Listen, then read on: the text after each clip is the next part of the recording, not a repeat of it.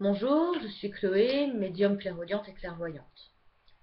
Je fais cette vidéo tout d'abord pour me présenter, mais aussi parce que les consultants me posent des questions souvent sur la médiumnité, comment est-ce qu'elle se manifeste, euh, comment je travaille, et je n'ai pas l'occasion de l'aborder en consultation.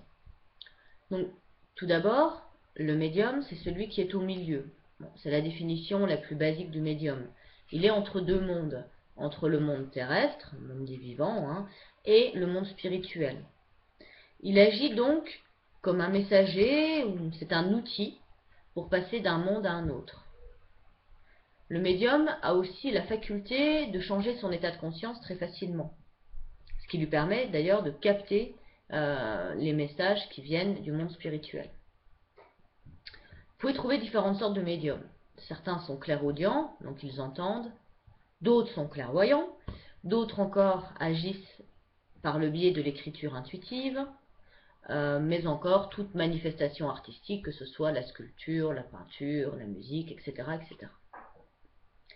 Moi, je suis donc clairvoyante, majeure partie clairvoyante, clairaudiente aussi, mais c'est surtout la clairvoyance qui se met en route. Alors, quand je dis qu'elle se met en route, ça veut dire que j'ai le choix de bloquer la réceptivité ou non. Sinon, ce serait simplement une folie d'être toujours en réceptivité médiumnique. C'est impossible. Donc, lorsque vous m'appelez, je rentre en connexion avec vous, j'ai votre prénom, votre date de naissance, et là, ce sont une succession d'images, qu'on appelle aussi flash, qui viennent à moi. Comme c'est le même principe en fait qu'un film, hein, c'est exactement la même chose. Hein.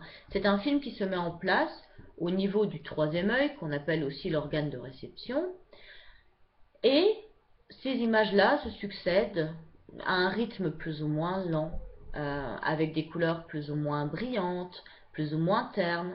J'ai des images qui arrivent de façon beaucoup plus floue, comme sous un écran de fumée, d'autres en revanche qui sont vraiment très nettes.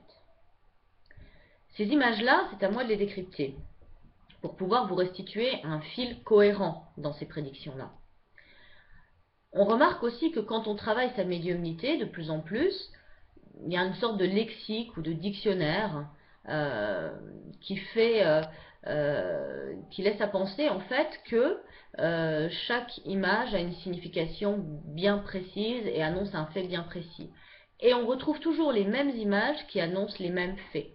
C'est pour ça que, au fur et à mesure du travail, on peut arriver à une grande précision et à maîtriser un tant soit peu l'échelle de temps.